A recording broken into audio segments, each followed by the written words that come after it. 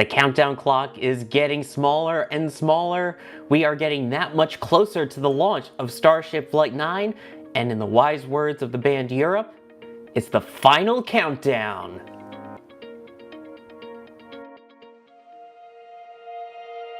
And here we go.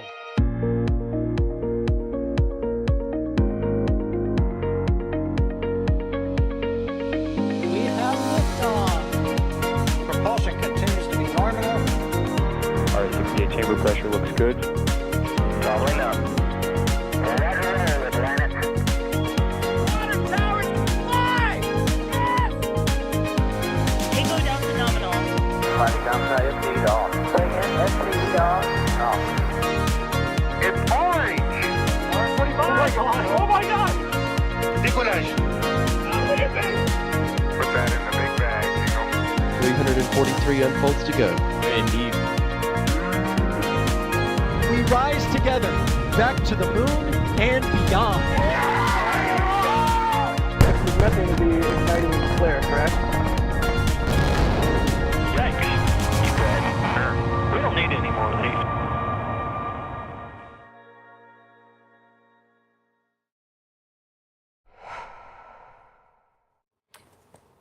Welcome everybody to Countdown to Launch. You are looking live right now in Starbase, Texas, where we have Ship 35 stacked upon Booster 14-2, as we are now a little over 28 hours away from the opening of the launch window for Starship's 9th flight test. There it is. You see it right there on the bottom. L-1 days to go. I see all the 5x5s in chat. I appreciate that. I am Sawyer Rosenstein. I'll be your host for what will hopefully be the final Flight 9 countdown to launch. Knock on wood, if all things go according to plan. And of course, we will talk about all the things that still need to go according to plan ahead of launch. But you don't want to hear just me blab about that the whole time. I am joined by an awesome team today to bring us down to that countdown. Starting off first with... Who do you got first, Kevin? Adrian Vile. Adrian, how's it going? Going fantastic. It is indeed very, very close to launch, potentially, and also even closer to us going live for the launch. So yeah, the feelings are building and the excitement is building. I'm just, it has been quite some time, so I'm just excited to see Starship fly again. And yeah, looking forward to an amazing show tomorrow. Oh, I can't wait. Yeah, we are less than 24 hours from NSF going live with the stakeout stream, and almost 24 hours away from NSF Live going for the launch stream. So, yeah, no, not to make you nervous or anything there with the timing. Also joining me today is Alex. How are you doing today, Alex?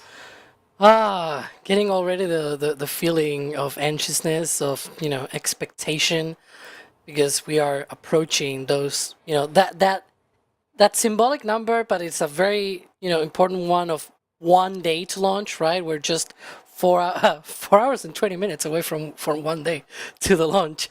And so, yeah, that's why I was laughing. Nice. And so we are really, really close already to that. We are going to go live with a stakeout stream, I believe, in 18 hours and 20 minutes.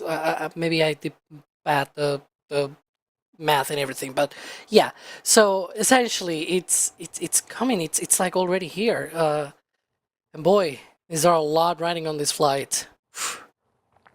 Well, the only thing riding on this flight is Ship 35 and the Starlink map simulators, but I get what you mean otherwise. Sorry, I had to do that. And if you have any questions, by the way, tag us at NASASpaceflight. We will do our best to answer as many of those questions as we can as Kevin Michael Reed pushes the buttons and pulls the levers to bring views onto your screen. So, for those who missed our 5.5 hour long countdown to launch yesterday, Adrian, can you kind of give us an update of what has changed from yesterday's start of countdown to launch to today? Absolutely. Good shot here. The ship is stacked. And that is the one big thing that has changed since yesterday. And from what we can tell, SpaceX seems to be, I would say, well in their time frame, well in expectations. And at this point, we have a vehicle and a pad. Both stages are combined. Everything seems to be going good.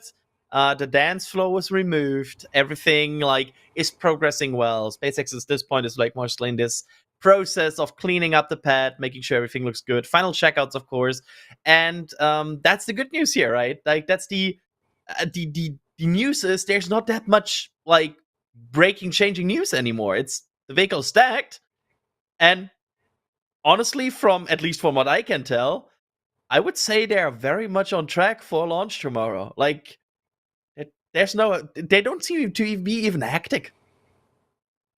Well, we'll see as we get closer, but yeah, it seems almost too calm at this point. It's a little weird. Yeah.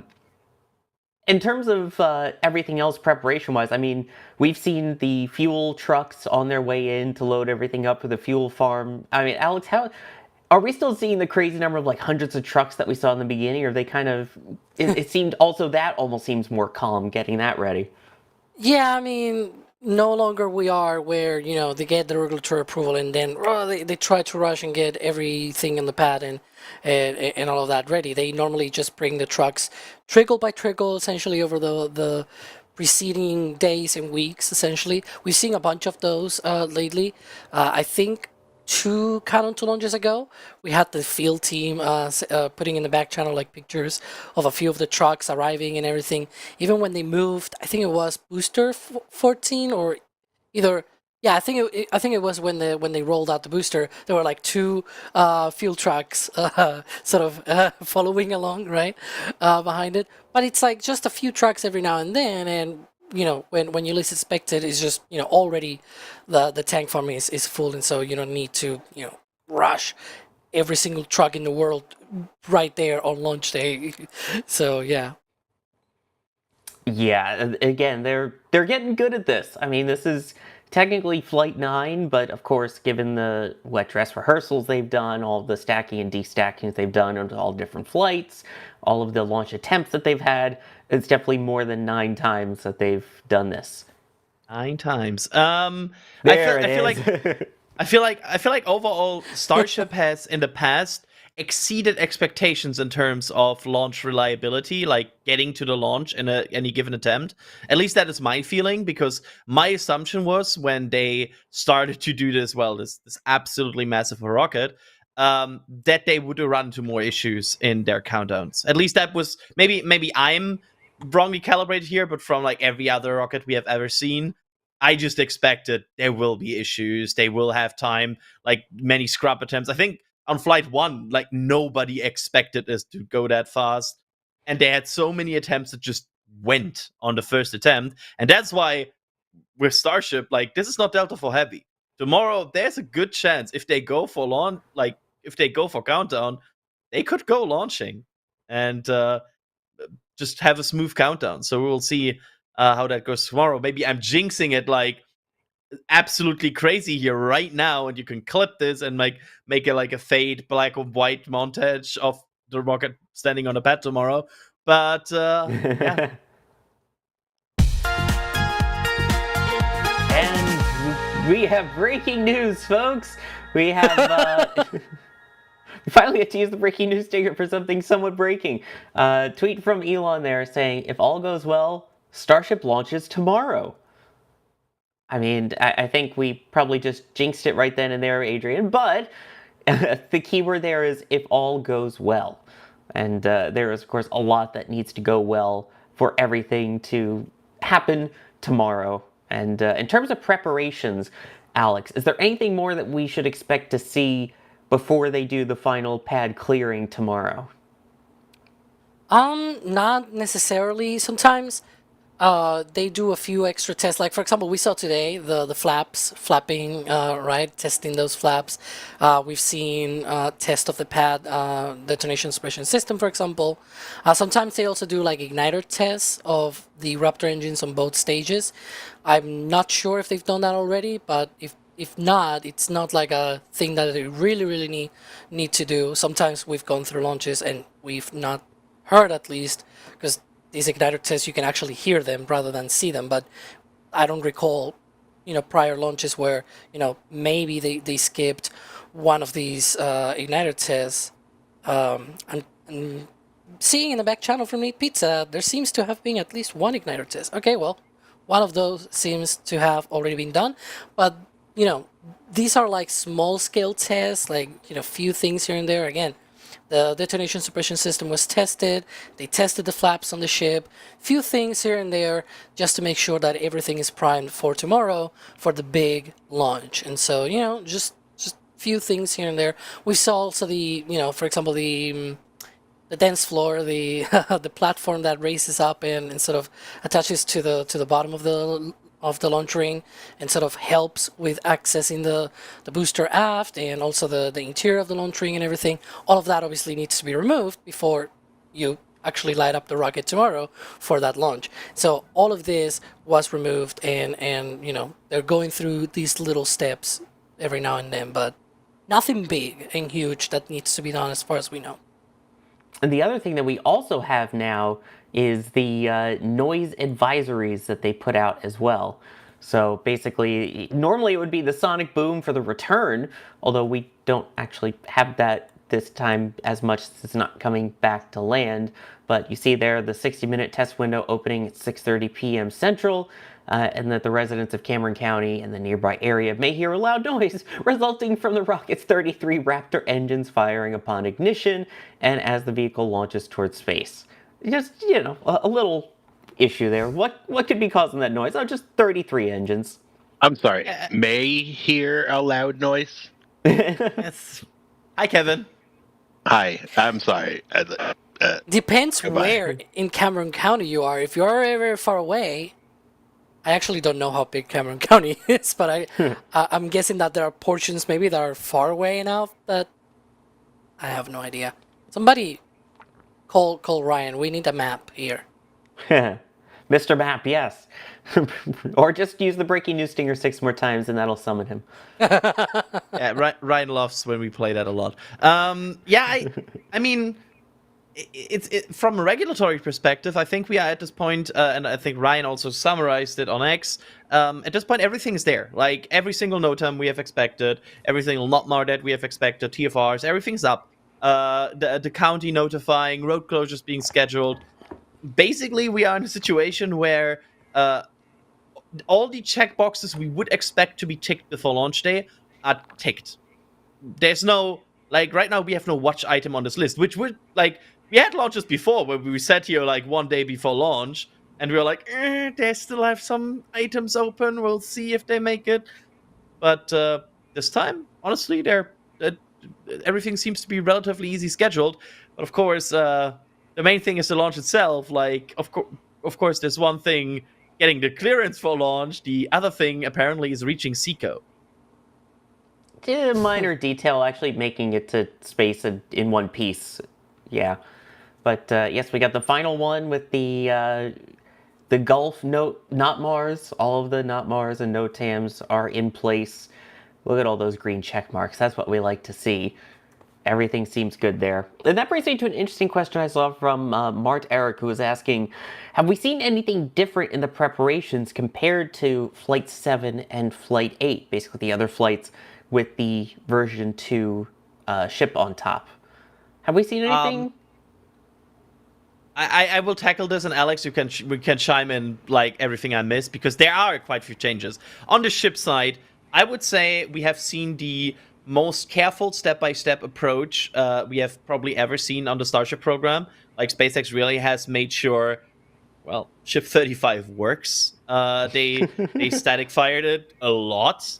They also performed another spin prime test after a recent engine change again. So I would say the change there is the very careful preparation that we are seeing on the ship side, which also is the reason why has been such a long time between Flight 8 and Flight 9, because this ship took time. Then on another thing I want to mention that is different on this flight is the regulatory side, because basically every single restriction is bigger on the NOTAM side, because they are increasing their safety parameters after recent re-entries. They are also, to be fair, there's also some wording in the FAA that they say oh yeah, this is also because the booster is being reused for the first time, so that increases our caution we have for this flight. To which I would reply, "That's interesting. Why is that affecting the ship NOTAMs?" But hey, overall, a lot bigger NOTAMs in general. So they seem to be taking a bit of care there. We joked the other day, like at some point, if they keep scheduling NOTAMs, the whole world will be just a Starship NOTAM. It feels like half of it is already at this point. Again, the fact that we were expecting about 1,300 or so nautical miles worth, and there's about 5,000 nautical miles worth at this rate of different NOTAMs and NOTMARS and airspaces and waterways that are blocked off in anticipation of this flight and the increased safety areas, shall we say, that were created following the last two flights having their RUD. Yeah. Let me take a moment here really quick as we take a look at Pad A and Pad B there. The Pad B chopsticks are still up at this point, which is pretty interesting. Do you think, Alex, that maybe we would see the sticks actually do their own sort of catch test tomorrow? Yeah, that's what I said sort of in the back channel. I was like, it's quite interesting. They went up, I believe it was yesterday, and they are still up there. They are open, in fact. And I was like, I wonder what's up with those chopsticks. But yeah, I mean, we should probably have like at least one of the cameras pointed at that tower and see what happens, right? Right after they do that re-entry. Hopefully the ship actually gets to the re-entry. But yeah, I mean, they could just, they could as easily be down at the bottom of the tower, and somehow they're not there. They're all the way up and open, just like they will probably be at the time of a catch, essentially. Because when they catch a booster on Pad A, we see that with the chopsticks. The only difference is that the chopsticks are longer on Pad A, right? So in Pad A, they are all the way up and open when they are going to be catching a booster. And that's how the Pad B chopsticks are right now. So we'll see tomorrow. We'll find out, I guess, in 28 hours. And imagine both of them going at the same time, Pad A and Pad B. That would be kind of cool. Also, I do want to just say, I don't know where I got 5,000 from. It's 3,000 nautical miles of NOTAMs and NOTMARS. I don't want to, like, if they really perform, like, I wonder if they perform a booster or a ship catch simulation with these other sticks.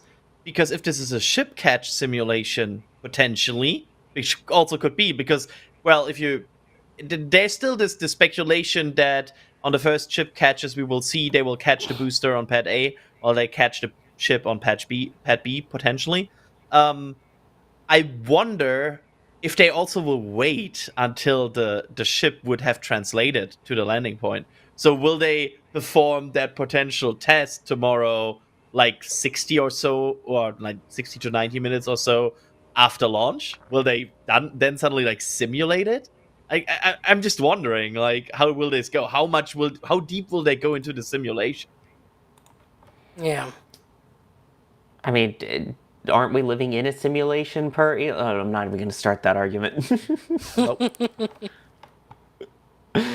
Let me take a second here and thank some people.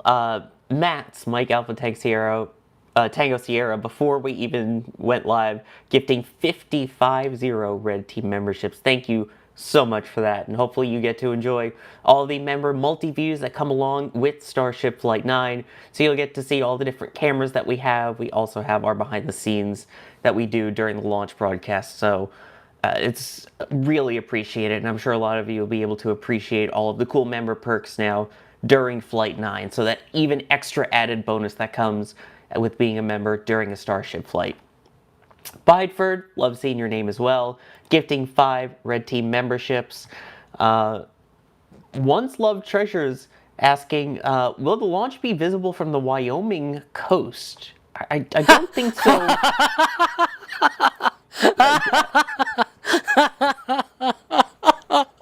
Am I missing a reference here? Oh, yeah. So the other day, there was a stream Sawyer, and apparently there was somebody mentioning the WA coast, which now I know stands for Western Australia. However, back then I was not aware, and maybe I said it's the coast of Wyoming, which very much doesn't have a coast. Yeah, it was about watching like the marine notices of the coast of Western Australia, and he said something along the lines of like, "Oh, that's Wyoming, right?" And first, I was like, "Wait, Wyoming doesn't have any coast." And second, that's what? Yeah. And Ryan Caton was so kind to instantly also show a picture of Wyoming, which very thanks for that zoom. That's totally how much I want zoom on my face. It was totally also showing a picture of Wyoming on stream. That was totally a thing. What was that zoom? It was a zoom into Good the Lord. Wyoming coast. But yeah, good to know. Things were still in order when I was away for a couple days. Also, WB Hokie gifting 10 Red Team memberships as well. Thank you so much for that. And then Turtle Sanctuary with the $5 super chat. Sawyer flexing a Danger Van t-shirt day before launch? I mean, it was a concrete way to go. And I have all the NSF pun shirts now. I have to. I think the only one I don't have would be the Texas Tank Watcher tank top, which is not a pun on the shirt, but is a pun in itself. But yeah. Anyway. Good shirt. Great shirt. At shop.NASASpaceflight.com. Anyway. Interesting question that I keep seeing pop up. I've seen like 3 or 4 different people asking it. Do we have any update on how the weather is looking for tomorrow? Adrian, any word on weather? To my knowledge, not too iffy. There's some potential for some cloud cover, if I remember the last time I see correctly. But it's not super iffy from what we can tell versus some other flights we have seen. Of course, SpaceX probably will launch some weather balloons, and especially, as we all are aware that have watched rocket launches, upper-level winds are notoriously unpredictable. But everything else looks honestly quite comforting and positive on the weather front. I don't like all these positive news. Sorry, I keep reporting on things that look good for today, for tomorrow, and like I'm getting nervous.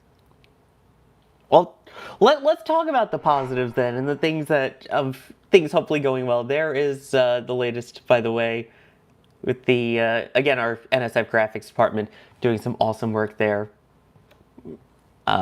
It'll be night apparently as well there. No, but in terms of Our making producer sure not doing awesome work. Hi, Kevin. Kevin, you're just getting it out of the system for the show tomorrow. Yep. hopefully That's it. Yeah, getting all the cube zooms out of my system. Yeah, And the yeah. merges. I saw your warming up of the cube zoom for tomorrow. Like you're getting it ready. As long as we also have the one that kind of slides the video off the screen during liftoff, we're good. I was told that members want that. I Am mean, wrong? I would say that that there are better transitions for the launch sequence, but I'm not a producer, so there you go. Yeah, maybe you're right. There you go. When the lines go touch, with you. clouds form. And this is for 30 minutes into the window. That is the dew point and the air temperature. When mommy dew point and daddy air temperature. Nope. No, I'm nope. cutting you off there. No. I know. When the lines But, I touch, think clouds that's form. the- But yeah. I think that's the potential cloud cover we talked about, because you can see 2 little spots where it gets kind of close on the potential cloud forming. So there is some potential for some cloud cover tomorrow. But again, we'll have to wait and see. We certainly had worse conditions before Starship launch day. Yeah, so I mean, we'll be able to see the clouds at least. We have Kevin Michael Reed, of course, on the cloud report, as is usually the case, whether it's if there are clouds or not. So we will keep an eye on the weather tomorrow, and of course the winds and everything as the count goes on. So we shall see. It doesn't look like it does today from Hotel. Kevin, I have a question. Can you put back that graphic? Because there's important information on the left-hand side, which is the altitude. No, Alex and I are the important There you go. information. There you go. Yeah, I'm blocking all the information. See, there you go. 15 kilometers all the way up. So that will be sort of like around, what, 3 kilometers or so in altitude?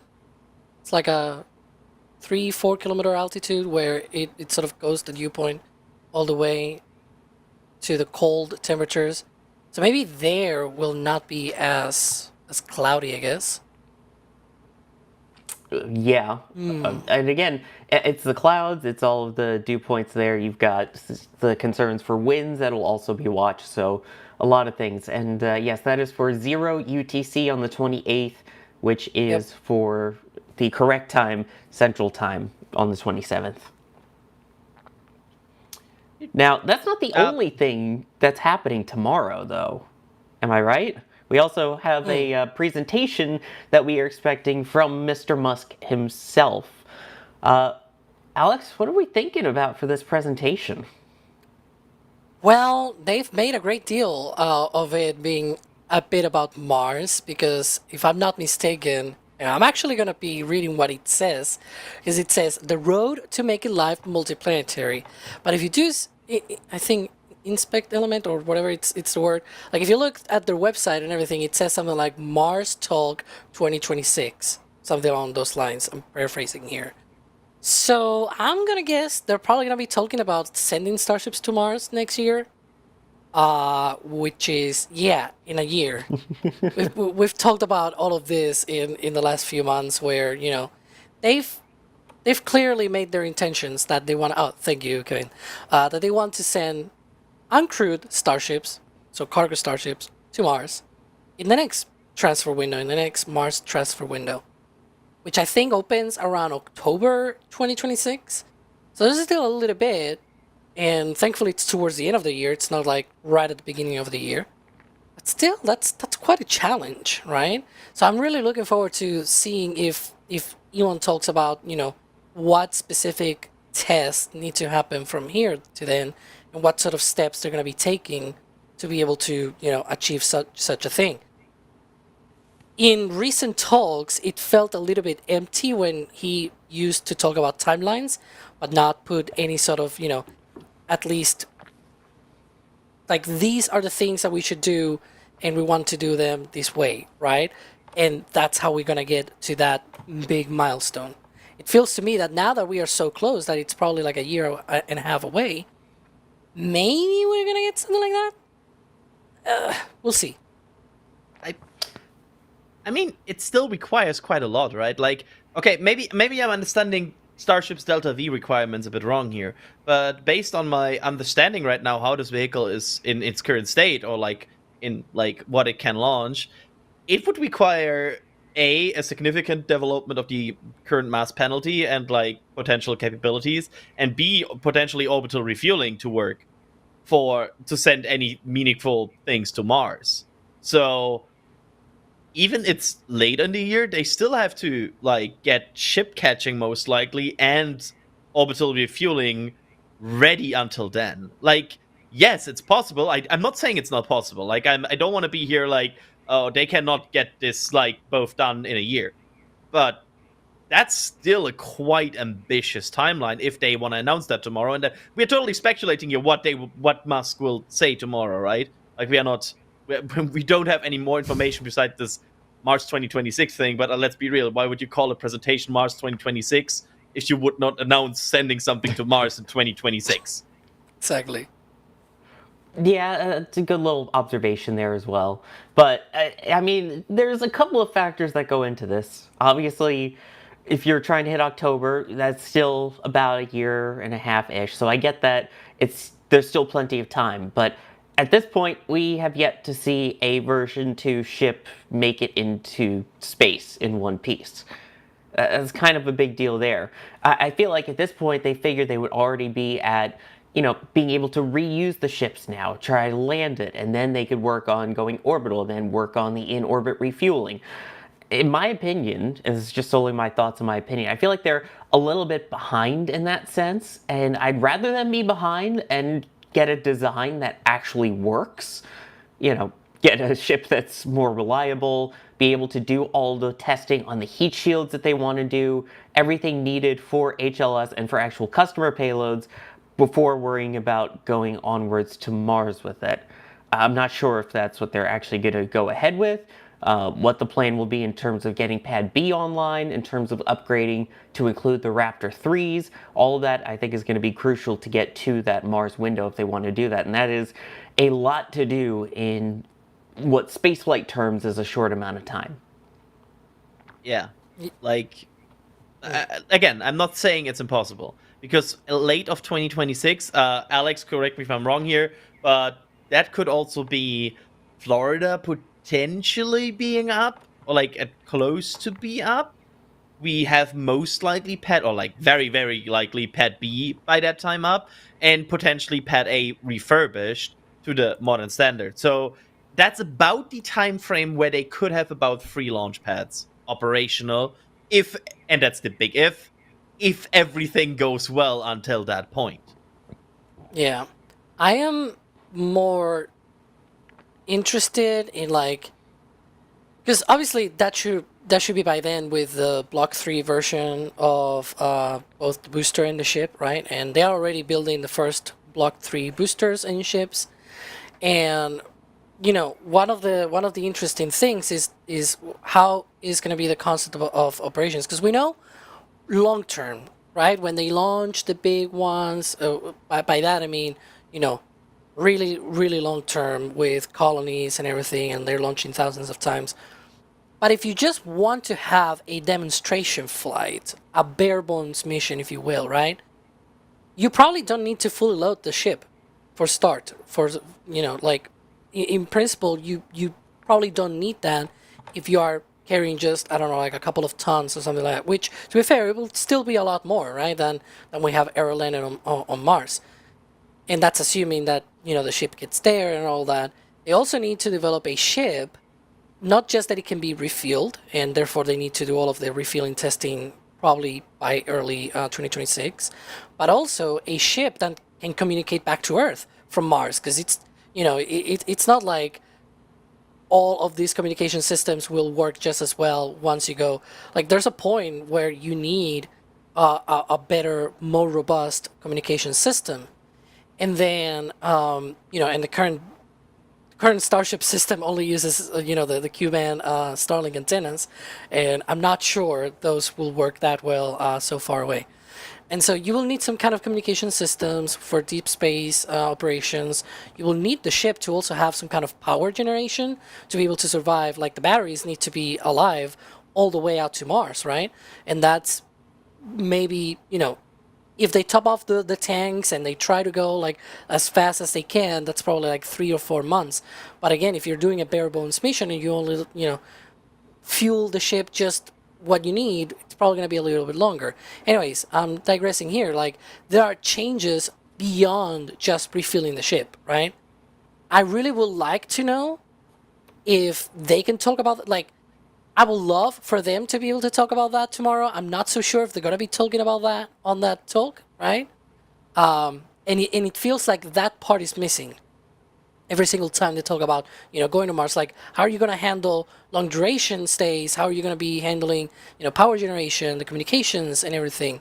Like, a lot of people can probably, speculate, oh, maybe they're going to be launching big Starlinks out to Mars and things like that. Okay, sure, I want to know that, right? I don't want it to be speculation between us. I would love for them to say, we are doing this and that, right? But it's so complicated every single time. Anyways, probably asking too much. I mean, yeah, those are pretty important details, though. Go ahead, Adrian. I feel like the one thing besides the Mars, like, okay, let's like, check mark, we will get something on Mars. I really want them to update the tech tree or the evolution line of Starship, because honestly, at this point, we know what we heard the last time about Block 2 and Block 3 is completely outdated.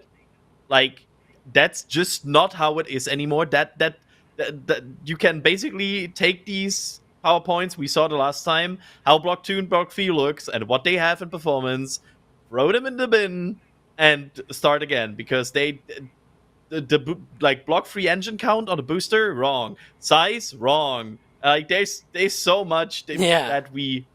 that is just not fitting anymore. And I just want to have the understanding what's next. Like what is block 2 now? Like apparently they're now flying block 2. That's according to their like internal wording. Like now apparently they're already flying it. So what's block 3 now? Because we expected 18 to be a block 2 booster, but now it's a block 3 booster. So what is block 3 now, and what's beyond that? So that's what I want to know. I want to see actual performance numbers. I want to see future upgrades of the ship and booster. What do they have planned? I would love to see some production rate of Raptors. Like, that's always interesting for me, like, because you can kind of, understand from production rate how feasible it is to see a launch of a certain, like, Raptor 3 booster, for example, in the future. That's kind of like my wish list, I think. But again, well, these presentations sometimes are super, super interesting, and sometimes I feel like we have, like, because we observed this so much, we kind of already spoiled us. And by the way, I see chat pretending this is live. Wonderful. It's not, but I love it. Can we talk for a second about this, about the catch? Because I forgot one thing. How are they going to land the ship on Mars? Are we seeing any legs? Because there are no catch towers there, right? So they will also need to develop legs for the ship.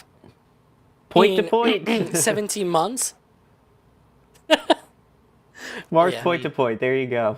Forgot that. What if it's a Mars drive-by free return or like adjusted return, where they fly out to Mars, test long duration, and basically make an adjusted return? Yeah, probably like some weird delta V calculations, and then they could perform a super high velocity re-entry with Starship on Earth. Oh boy, I will take some overall mechanics. But it's possible. Like there are trajectories where you fly out to Mars and you basically slingshot yourself at least close to Earth again. Yes, you might need to some adjustments, but it's possible to have like I'm not sure if a full free return to Mars is possible, but at least like a partial, like a very low delta V adjustment is possible. Of course. Kevin caught the replay on the important moment. What? We saw Booster 14. That was the important part, right? Nothing happened afterwards, yeah. Yeah, that was all. I really would love to not have another compilation of Alex and me while everybody is happy that Booster did something. Alex and me suddenly going, oh, no, no, no. Yeah, In the words of Jack. No, no, no, no. Oh, that perfect Booster landing. Yeah, exactly.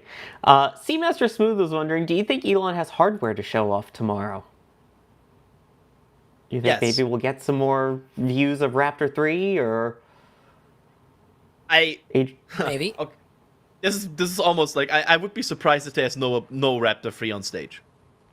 Like, they have been flexing so much with this engine. I feel like there's a very good chance there will just be a Raptor 3 on stage. It's quite funny because the last time he actually did a live talk at Starbase, that was when they brought the first, well, not the first, but like the very first time we saw Raptor 2's close up, right? They had shown already Raptor 2, on pictures and everything. So maybe this talk will also be the first time we see, Raptor 3 up and close. I don't know. We'll have to wait and see.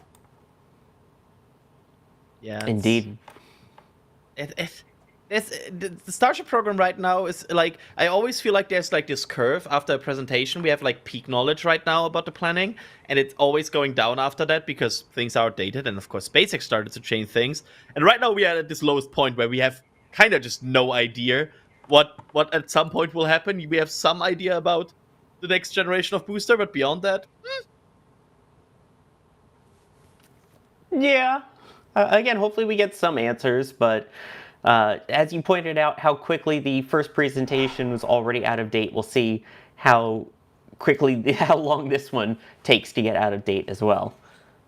also the first presentation had some numbers I would still question because the tank size didn't correspond with the fuel mount. But hey, that was a funny that was funny. I think that was a video Alex and I wrote together, and it was like these numbers don't align. Oh yeah, yeah. We're like, we have questions. Yeah, I think that was a fun literally one. the title of the video. Yeah. Hey, I what also do have we, another question. Who's that? That, I believe, is Gage out in the field there. How's it going, Gage? Getting everything set up and ready out there. Thumbs up. Nice shirt, by the way. Like how it says NSF on it. Like NSF It's merch a- that could be. I know that one's a team shirt, but still. There you go. these are- Starbase operations. These are like sun shirts that the Starbase operators, Starbase operations team has because they are very comfortable wearing down there. We'll see that we at some point can also do something like that for potentially for. Is like, there a the leaf store. blower pointed at him, or is I- the wind that bad? Yeah, I feel like we can confirm it's windy. Very I think that's safe to say. I don't know if you guys can hear me, but yes, it's very windy out here. Hi, Gage. Hi, Gage. Yeah, we can see the wind. That is for sure. Yeah, Nicely Great, done. but- I'm out here cleaning the cameras, getting them ready, making sure they look good ahead of launch. So that's what I'm doing right now. And stop by our highway site, and hopefully the camera looks good. Shoot the birds. And let me tell you that's one thing that is totally underappreciated because cleaning these cameras before launch is essential because there's like salt in the area, there's like all kinds of moisture and everything. These cameras get dirty, and they are not right next to each other. So what Gage is doing right now is quite a hike. Yeah, this site here is actually the easiest because it's closest to the road, but like our south side, our north side, that is a bit of a hike. So I love doing this and can't do it without your guys' support.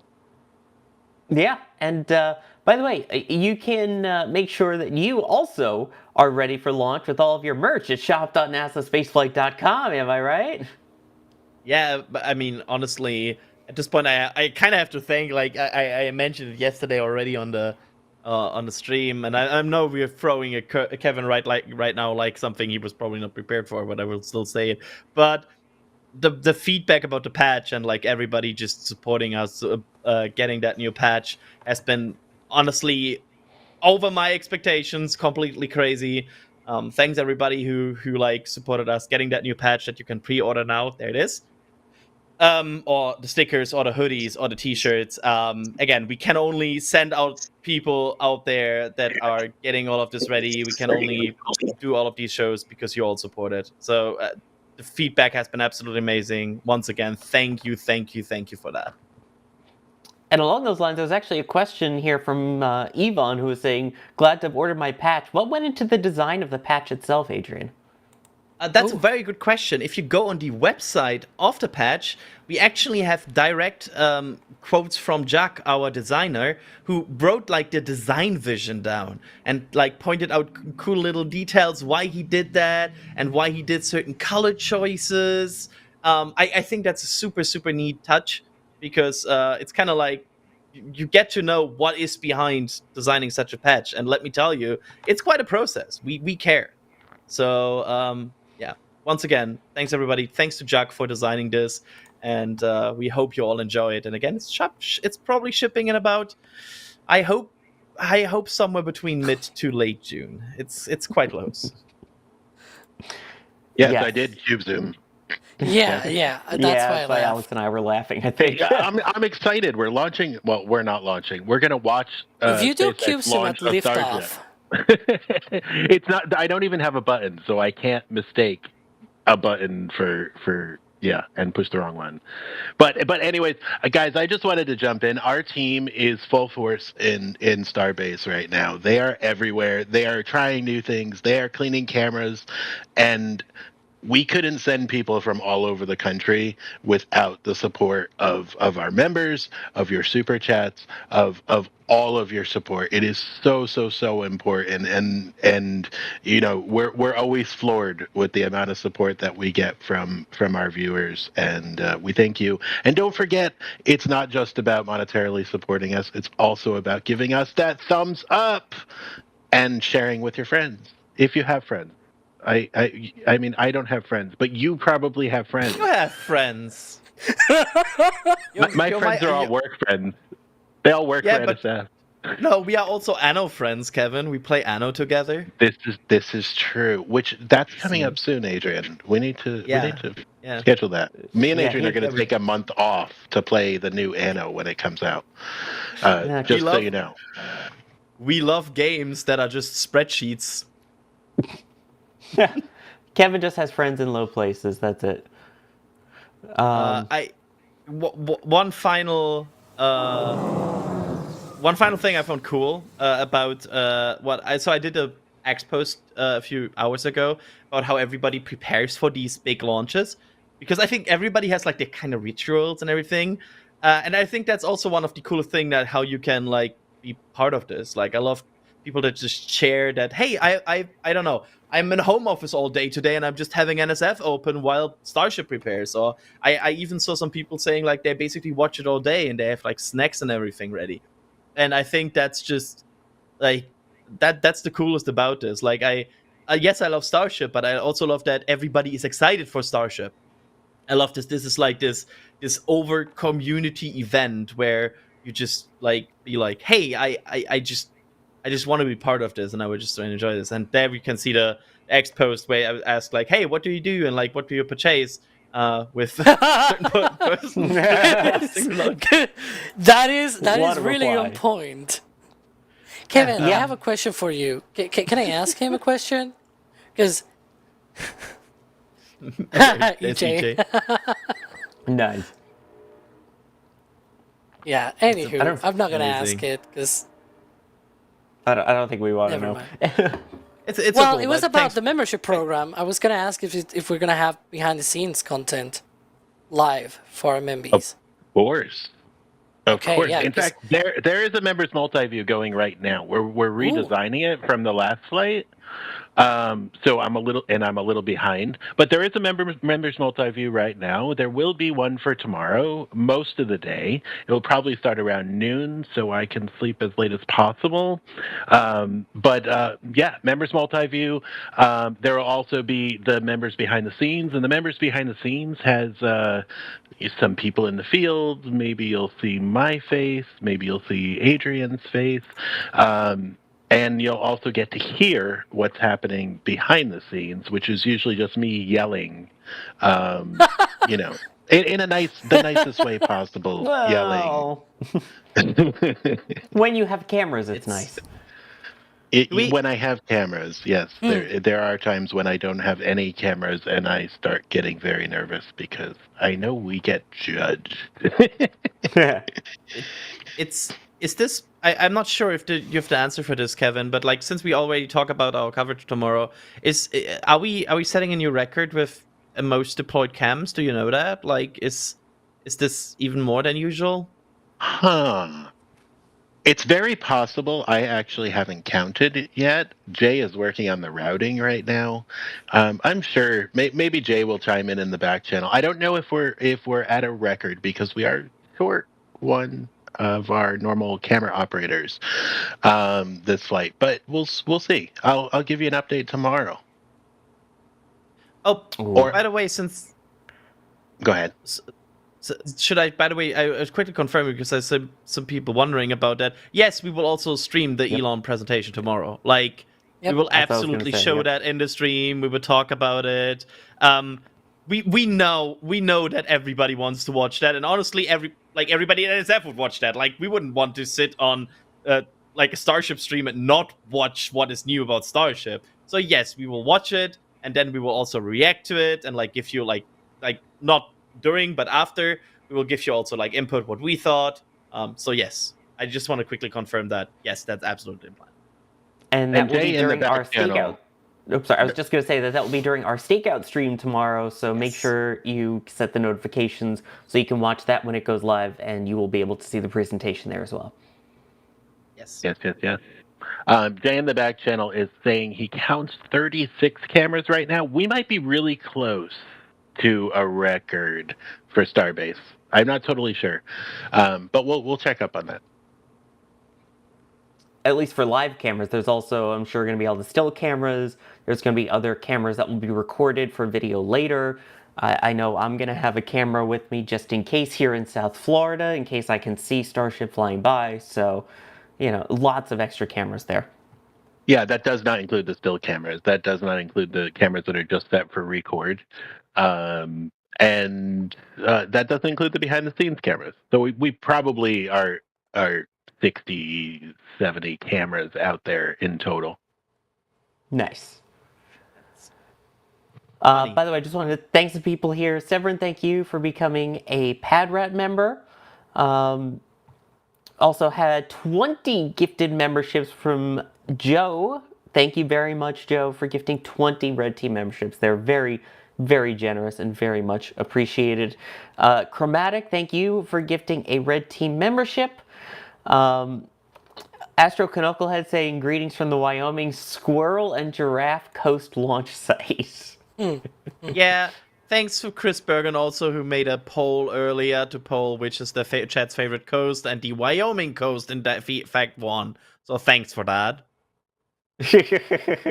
Yeah, East Coast came second, so I'll take that at least. But yes, Wyoming came in number 1.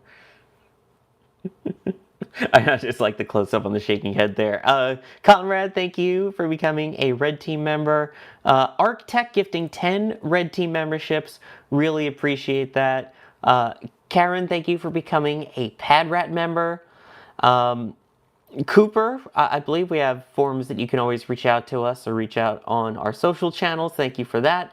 Arden becoming a launch director member. Thank you so much for the extra generous level of support there. Not only do you get all the behind the scenes views and cameras, not only do you get access to the NSF Discord, you also get your name at the end of the Flame Trench and all of our shows like that, and our eternal gratitude and support for such a generous level. Thank you so much for that. Marco, thank you for becoming a Red Team member. Oh, breaking news. Oh. Breaking news, like, Adrian. Breaking news. Oh, go ahead, sorry. No, I was going to say, we now have our pre-flight article is up, and you see the 3rd time's the charm for Starship Flight 9, so you can get all of the details on there. Yeah, Alex, yes? Is that a question? That is on the article title? That is and a question. Crispy approved that? Wow! Right. That is the breaking right I needed there. to make a big deal of that because that's really rare. This is big. This is big. There's a question mark in the title. Yeah, I feel like people at NS, I feel like people that not work at NSF don't understand the magnitude and implication of this event. Like, this is Chris really hates question marks. What is happening today? I mean, we have Kevin Michael Reed with cube zooms. We have question marks in titles. We have breaking news stingers. What has happened? Zoom on the question mark. Oh my gosh. And Chris confirming I am using the word hate about question marks. Wonderful. Let me just finish going through the support here. We'll take some more questions. Hazelnut, thank you very much for the support. Capture Light becoming a Red Team member. Appreciate that. Ryan Fox is becoming a PadRat member. Also then upgrading to Capcom member. Hopefully we will see you in the NSF members Discord talking about all things spaceflight and all things food and sport ball and all of that. And also then upgrading to launch director. Goodness gracious, thank you so much for all the different levels of support there. And Crafty Geek with a tip at tips.nasaspaceflight.com. saying, I noticed, I think on a SpaceX Starbase narrated segment, that y'all had some drone footage of the pad. Am I correct in presuming the TFR will mean no drones any closer than Rocket Ranch? Yeah, we have there's very specific locations where we can and can't fly our drones during flight. We have had a drone up during Starship flights before, and we still gotten pretty good views from them, weather pending. So, all things going well, hopefully we should get some cool views from the drone there. And 100% we stay in regulatory TFRs. We always try to respect what SpaceX also has some restrictions there. We always try to just make sure we stick to the guidelines that exist there. So don't you worry. We are not just flying a drone willy-nilly around there. Also, I see so many people with making question marks in chat now, so I appreciate all the question marks there. Can I correct something? Adrian, we don't just try, we do. Sorry, you're right. So speaking of question marks, one of the big question marks, of course, is what will happen on this flight. As I continue to go through these store messages here on the screen, I want to go around the horn and see what everyone thinks. What are the expectations? What do we think we will see? How far do we think we will get here on Flight 9? Alex, I'll start with you.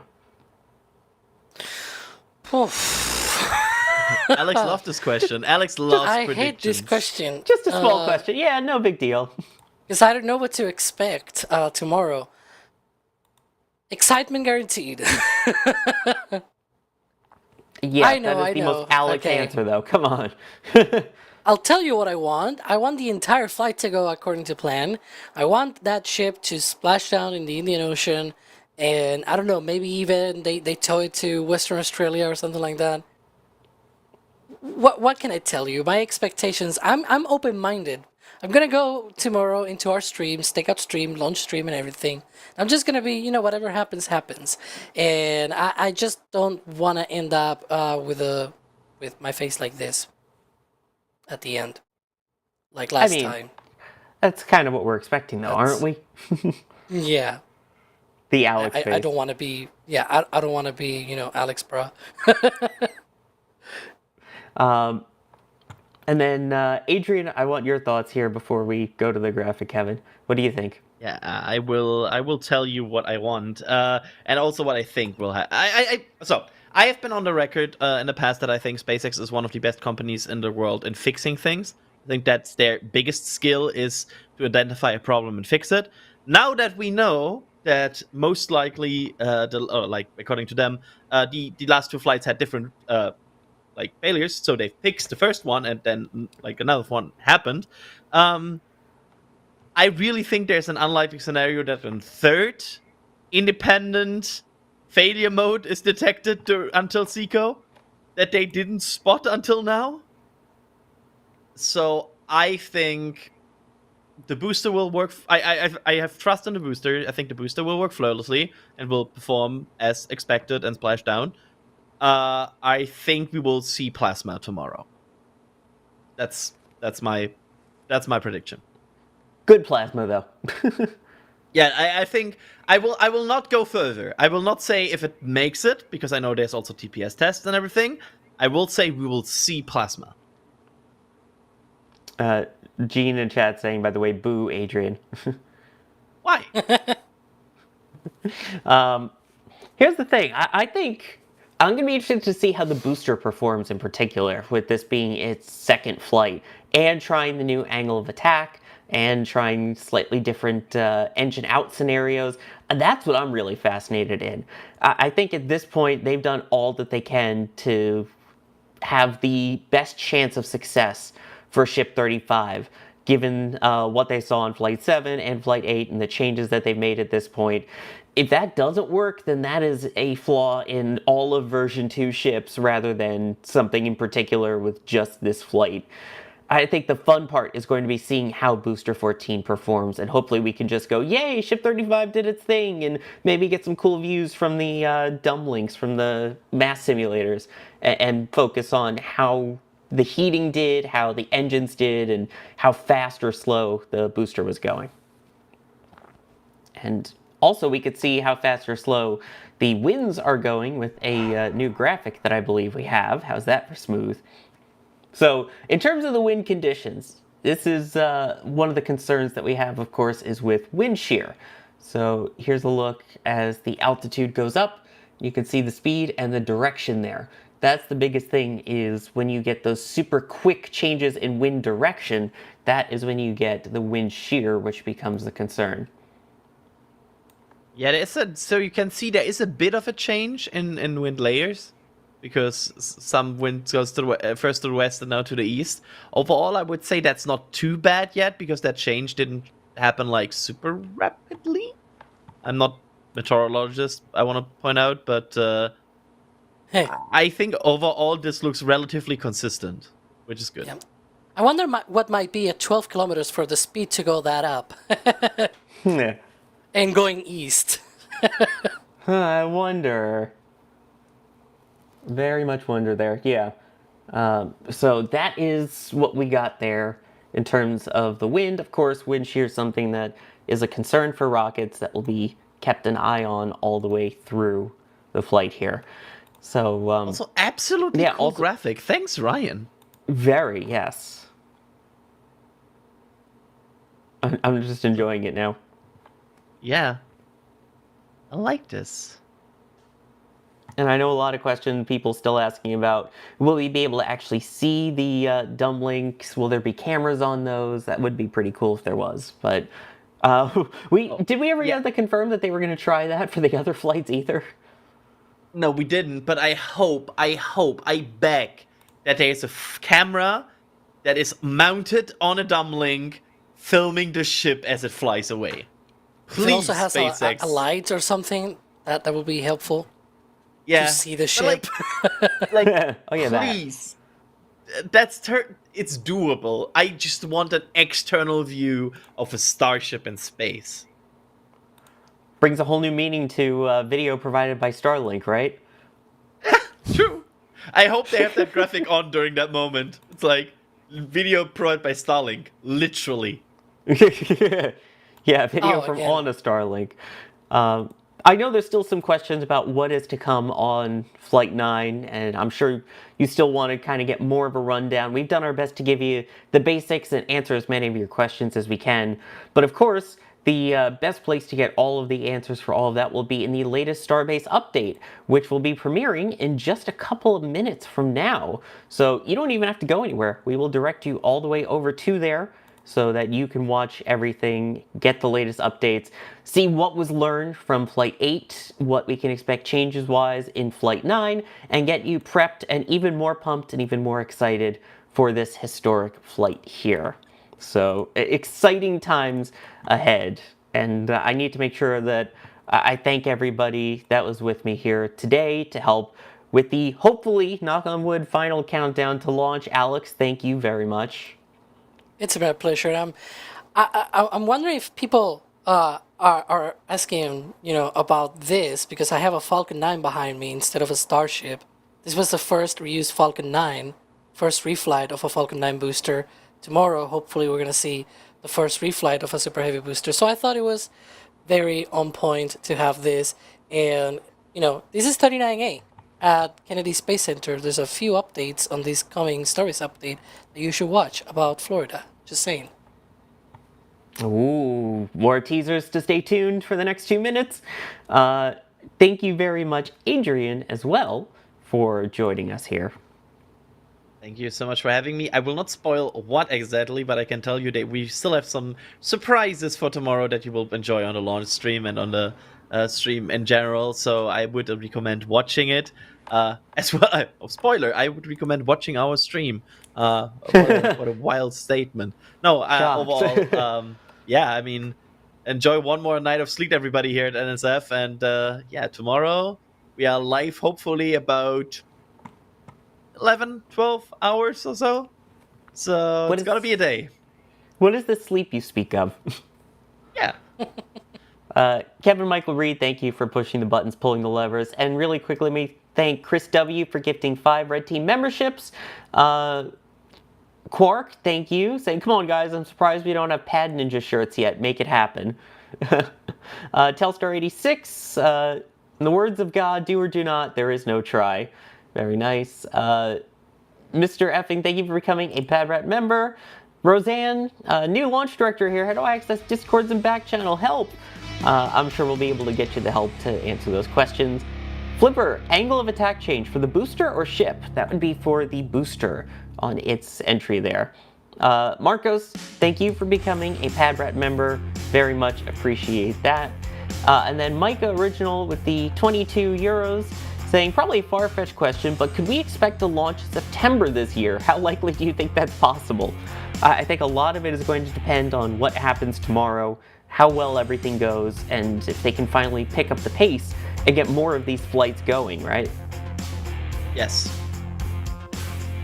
So thank you very much for that. Thank you everyone for watching. I am Sawyer Rosenstein. I have been your host for this countdown to launch. Don't forget, we have Starbase Update coming up next. Make sure you have the reminders on for the stakeout and the launch broadcast happening tomorrow, and we will see you all for that.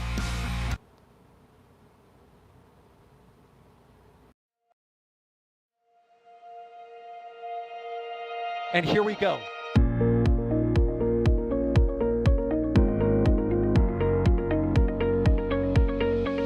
We have liftoff. Propulsion continues to be nominal. R68 chamber pressure looks good. Following up. Roger, Atlantic. Water towers, fly! Yes! Tango down to nominal. Flight downside FD off. Bring in FD off. It's orange! Oh my god! Decollage! What is it? Put that in the big bag, 343 unfolds to go. Indeed. We rise together back to the moon and beyond. This is nothing to be exciting and clear, correct?